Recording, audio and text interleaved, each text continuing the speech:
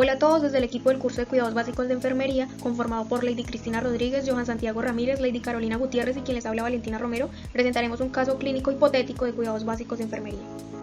Objetivos: plantear un caso clínico real o hipotético al cual se le puede dar la aplicabilidad de los conocimientos y saberes obtenidos en las fases anteriores del curso.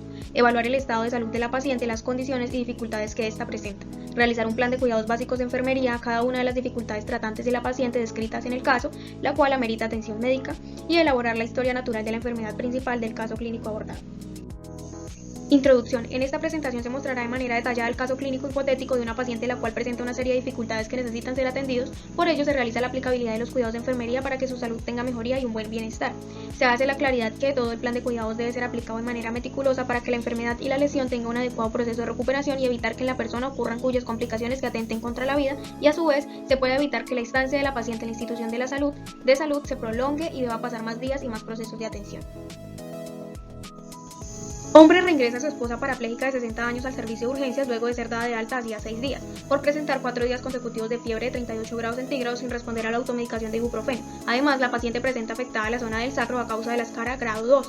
Como antecedente de importancia, diabetes. Hacía 3 meses, por su diagnóstico, fue sometida a una diálisis y posiblemente es parte de la causa de la infección urinaria, que pudo haber contraído incluso en su estancia hospitalaria hacía unos días, por lo cual el médico decide dejarla en hospitalización para tratarla. Al realizar la exploración física obtienen las siguientes constantes vitales: una presión arterial de 110/70 milímetros de mercurio, se identifica que su presión se halla normal, tiene una frecuencia respiratoria de 18 respiraciones por minuto, la cual se considera que también está normal, una saturación de oxígeno del 95%, saturación que se encuentra bien ya que oscila entre los rangos normales, una frecuencia cardíaca de 70 latidos por minuto, es una frecuencia que aún está acorde con la edad de la paciente y está normal. Y finalmente tenemos que tiene una temperatura de 38 grados centígrados, lo cual señala que la paciente sí está presentando fiebre y puede asociarse a la infección urinaria. A nivel neurológico es una paciente que ha permanecido consciente, orientada y atiende totalmente al llamado. Los sistemas que están comprometidos en este caso es el sistema urinario y el sistema tegumentario. Plan de cuidados dirigidos al sistema tegumentario. Cuidados de enfermería de la piel por escaras. Los cuidados y medidas que se deben tomar para que la úlcera no se siga complicando son: en primer medida debemos saber que para realizar una curación adecuada la herida necesita estar libre del tejido dañado, muerto o infectado. Por tanto, la enfermera podrá extraer el tejido dañado. Este proceso se llama desbridamiento, enjuagando suavemente o cortando el tejido dañado para luego realizar los siguientes pasos: reducir la presión y fricción en la zona afectada, limpiar con suero salino sin demasiada presión, desinfectar la zona usando sustancias con potencial irritativo bajo, colocar un apósito hidrocoloide protector para evitar los roces directos en la escara, el cual se cambiará cada vez que se despegue o se arrugue, o de lo contrario se cambiará cada 7 días. Reposicionar la persona constantemente, evitando que quede en una sola posición durante mucho tiempo. Lo ideal es cambiarle de posición cada 2 horas. Uso de superficies de apoyo utilizando almohadas para que la zona afectada y las demás zonas propensas a riesgos no presenten úlceras futuras o se complique la que ya presenta la paciente. Extremar la vigilancia en la zona afectada. Hidratar y masajear, pero no se debe hacer sobre la lesión para que se estimule el proceso de cicatrización. Es recomendable masajear con aceites grasos hiperoxidados. Y por último, mantener la piel limpia y seca. Otras intervenciones relacionadas que se deben tener en cuenta son: uso de medicamentos o fármacos antiinflamatorios no esteroides para controlar y reducir el dolor de la paciente, como lo son el ibuprofeno y el naproxeno. También los analgésicos tópicos pueden ser útiles en la atención y el cuidado de las heridas. Finalmente, al paciente deberá implementarle una dieta equilibrada y que le aporte líquidos, ya que una buena nutrición ayuda y promueve el proceso de cicatrización de las lesiones. Hola, ¿qué tal? Mi nombre es Santiago Ramírez. Voy a dar continuación de la explicación del caso. Plan de cuidados del sistema urinario. Cuidados para tratar y evitar otras infecciones nosocomiales. Hay que partir por comprender que la infección del tracto urinario se constituye debido a la colonización y multiplicación microbiana, habitualmente bacteriana. Es decir, que estas infecciones ocurren cuando entran las bacterias en las vías urinarias. Las infecciones de las vías urinarias no siempre causan signos y síntomas, pero cuando lo hacen pueden acompañarse de ardor y una ansiedad constante de orinar, lisura, orinar frecuentemente en pequeñas cantidades, fiebre, de dolor de espalda, dolor pélvico en las mujeres, especialmente en el centro de la pelvis y alrededor de la zona del hueso púbico, secreciones uretrales o vaginales, entre otros. Lo primero que se debe identificar es que la paciente adquirió la infección de manera nosocomial, es decir, que probablemente pudo haber aparecido después del egreso de la paciente. Además, se asocia que pudo ser causada por el procedimiento invasivo que se le realizó mucho antes de que le colocaron un catéter urinario. Entonces esa es la causa de la fiebre alta que lleva presentando. Ese fue el principal síntoma para percatarse de la situación. En plan de cuidados que se deben manejar para la infección desde el ámbito hospitalario están en los siguientes: control del dolor si fuese necesario y si la paciente lo presenta, mediado con la administración de analgésicos, por lo cual se deben comprobar las órdenes médicas en cuanto al medicamento, dosis y frecuencia del analgésico prescrito. Además, deberá evaluarse la eficacia del mismo y registrar la respuesta entre el analgésico y si surge cualquier efecto adverso. Los planes de cuidado regular la temperatura de la paciente administrando medicamentos antipiréticos y deberá observarse si hay presencia de más signos o síntomas en el transcurso del tratamiento y además favorecer la ingesta nutricional para asegurar unos recursos energéticos adecuados y líquidos adecuados. Mantener vigilancia y control de los signos vitales, presión sanguínea, pulso y respiración. Llevar un registro preciso de la ingesta y eliminación de líquidos, además de ello observar si ocurre una pérdida de líquidos, bien sea por vómito, diarrea, etc. Controlar periódicamente la frecuencia, consistencia, volumen y color de la orina. Enseñarle al paciente a consumir líquidos. Muchas gracias. Mi nombre es Lady Rodríguez. Vamos a hablar del plan de cuidados. ¿Cómo evitar que ocurran las infecciones nosocomiales? Las acciones para evitar esto es tener un estricto lavado de manos para llevar a cabo el seguimiento de los pacientes, usar todos los elementos de protección personal, en este caso los de bioseguridad como los guantes, los tapabocas, indispensable la capacitación y la asistencia técnica y el seguimiento del personal de la salud para que comprendan que deben velar por la protección propia y de los pacientes. En este caso se deben aislar los pacientes cuando presentan síntomas de una infección nosocomial. En este caso es para que no se propague tanto en el centro de salud como en los pacientes. No omitir en ningún momento ni en ninguna circunstancia el uso de las barreras de bioseguridad, implementar los protocolos de bioseguridad y asegurar el funcionamiento efectivo del Comité de Infecciones Intrahospitalarias.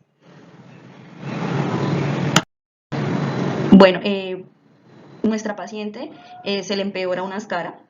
Entonces, después de estar unos días hospitalizada, la paciente no le dieron una atención de enfermería adecuada, la escara dejó de clasificarse de grado 2 y pasó a ser de grado 4, las úlceras que son de grado 4, en este caso a la paciente la tuvieron que remitir a cirugía de una vez de emergencia y para poder retirar el tejido dañado. Prácticamente la cirugía realizada fue una cirugía de colgajo o de injertos de piel, tuvieron que sacarle un trozo de tejido de la misma paciente para poder cubrir la úlcera y evitar pues que el hueso resultara afectado. ¿Cómo se hubiera podido evitar que la úlcera por presión empeorara? Bueno, teniendo un tratamiento básico de la limpieza de la herida, en este caso sin incumplir con las barreras de protección y estimulando la regeneración del tejido en la herida. Las úlceras por presión deben ser limpiadas en cada cura con agua destilada, estéril o solución salina. La utilización de antisépticos locales para la limpieza rutinaria de las heridas, estar cambiando las vendas o las curas y utilizando antibióticos tanto de forma local como sistemática.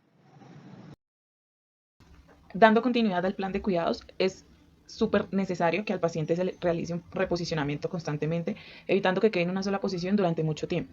Lo ideal es cambiarle de posición cada 2 horas. Al igual que es extremadamente importante el uso de superficies de apoyo, utilizando almohadas para que la zona afectada y las demás zonas propensas al riesgo no presenten úlceras futuras o se complique la que ya presenta la paciente. Es importante educar al paciente y familiares para que puedan ayudar a gestionar la prevención de las úlceras y en su efecto también sean informados de las acciones necesarias para evitar que la úlcera empeore. Y finalmente, se establece que se debe implementar una dieta equilibrada y que aporte los líquidos requeridos para el cuerpo del paciente.